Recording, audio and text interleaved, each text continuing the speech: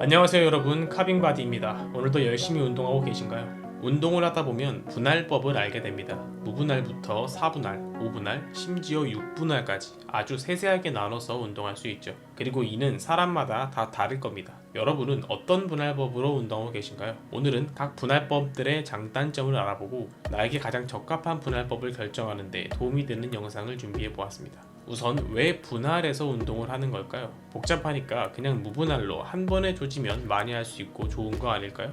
네, 좋은 게 아닙니다. 우리는 아예 처음 운동을 배우는 초보자 단계를 거치면서 점차 근육도 붙고 운동에 능숙해지는데요.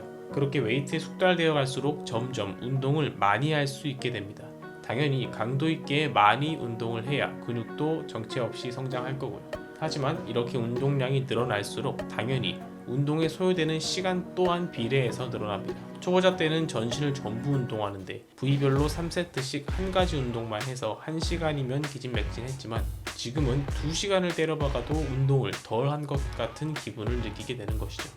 재벌집 개백수라면 그냥 3시간, 4시간 운동을 해버리면 상관없겠지만 쓸데없는 소리였죠. 그래서 우리가 성장해 나갈수록 시간적인 한계 때문에 분할법을 사용하게 되는 것입니다. 물론 시간 때문만은 아닙니다. 우리 근육은 사용하게 되면 손상을 입고 이를 회복하는 과정에서 근성장이 일어난다 했죠.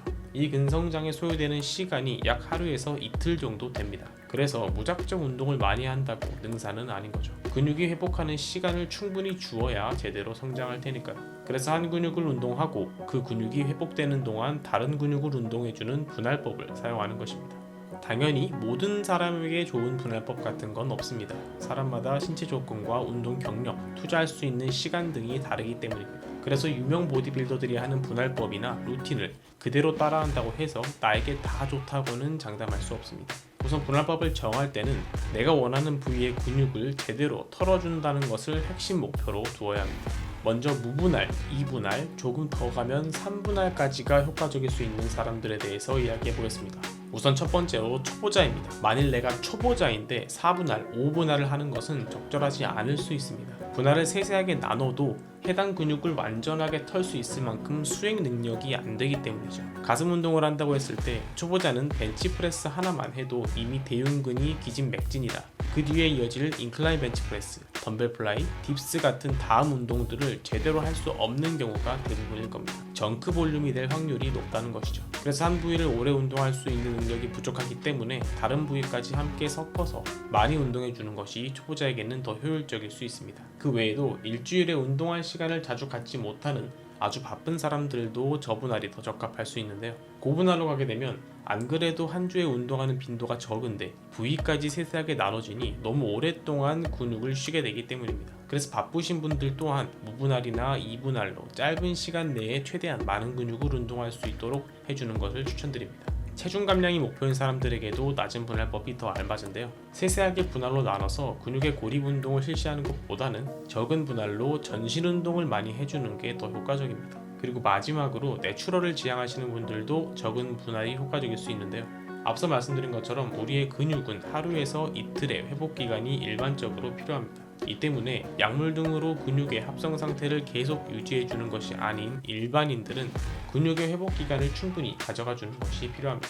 때문에 이러한 관점에서 보았을 때 내추럴은 낮은 분할법이 더 잘 맞는다고 할 수 있는 것입니다. 이러한 사이클에 가장 잘 들어맞는 것이 2분할 혹은 3분할인 것이죠. 물론 내추럴은 무조건 2분할이 정답이다라고 말하는 것은 당연히 아닙니다.